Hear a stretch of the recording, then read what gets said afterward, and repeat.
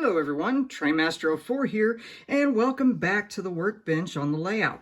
Today, as you can see, I've got a bunch of my model kit equipment up in front of you, which means I've actually got a new model kit in for my birthday. In this case, it is from one of my favorite kit manufacturers as of lately, and it is from Bar Mills, and the kit in question is their Puffers welding kit.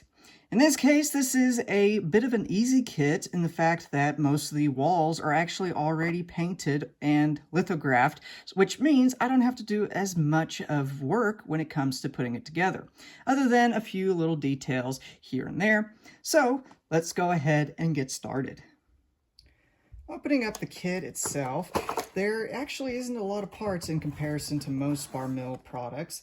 In this case, we do have a few details, such as some acetylene canisters or air tanks, some trim pieces, pallets, the main wood pieces that will actually need to be painted.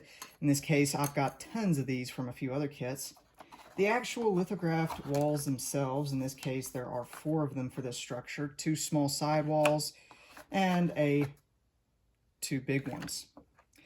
Some painted green or molded green light stanchions, which I've used before and are actually quite fun to make. Plastic, clear plastic for the windows ×2. Their tar roof, which is simply just thick paper with a sticky back, and these lines themselves you can actually go back with a craft knife and actually punch out to make it look like a tar roof. I've had great fortune with these tar roofs. Cardstock for the actual roofs themselves, in which this would be the base for the tar roof stickers. Windows and doors and such, in this case these are some of the few parts that are unpainted. In this case, one thing that I do like about Bar Mills products is that when it comes to these windows and also these doors, is they have a sticky back, or should have a sticky back. In this case, sometimes they could get a little, there it goes. They could get a little bit hairy, which this allows for the modeler to actually go and take liberty and be able to either cut the door in half, make it look like it's open, whatnot, and most importantly, not have to glue them and have any hard time. So it's a really well-designed kit. Oh, there's another one of those large posts. They definitely give more wood than it needs to have. And then the kit instructions itself. Now, the kit itself, these kits typically are craftsman kits, meaning you're going to have to produce cut and paint most of the products. But since this is such a small building, I would presume that Bar Mills just decided, well, let's try something nice and give the community something a little easy. And by far, this is one of the smallest kits I've produced with some of the smallest instructions I have seen. And typically what they suggest doing is first looking over all of the parts where they're located, and then they are nicely number coded in comparison to what you're working with.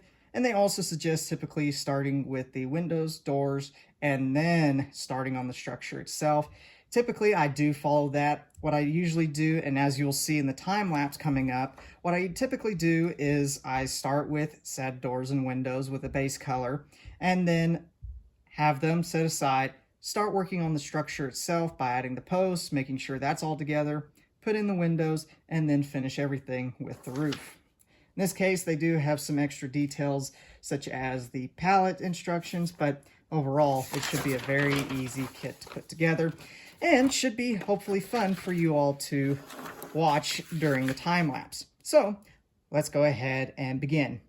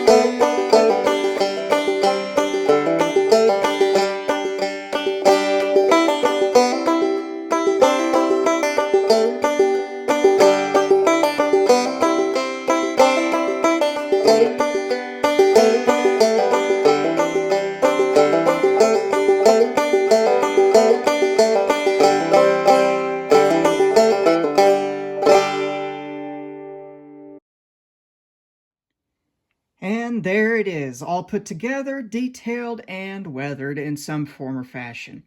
Overall, it ended up being a fairly quick kit that took me about 2.5 hours to complete in one sitting. Typically, in comparison to any of Bar Mill's other kits, it would have taken me at least a couple days for a building of this size to really get it fully detailed, painted up, and completed.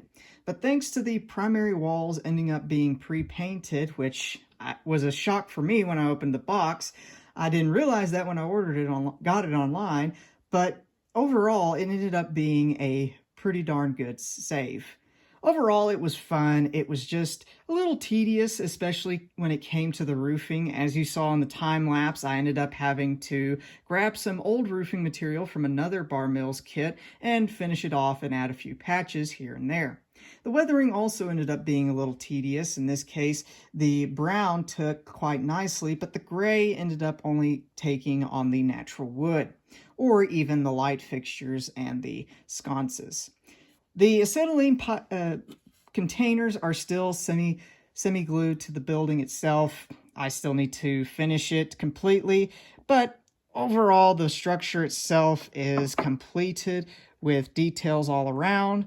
I went with a red and black scheme this go around. Typically, I like to choose 2 primary colors for each building I've made thus far, such as green and white, red and black, so forth. In this case, I really do like what Bar Mills is doing with these pre-painted buildings. It really does give the modeler who is either trying to get into it or is wanting a building that isn't really close to the forefront, so that when people come by and see it, the building still looks pretty decent, but notice that there's not a lot of 3D details, so it could be put in the far back.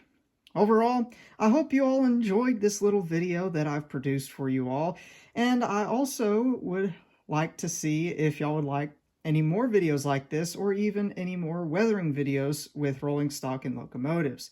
If you do, please put your thoughts and comments down below, and if you enjoyed this video, please go ahead and click that like button, and also click the subscribe button if y'all would like to stay connected with the Trainmaster 04 channel, and also be automatically registered to receive updated notifications when I put out new posts, videos, or even shorts. But anyway, thank you all very much for watching this video, and I'll see y'all next time.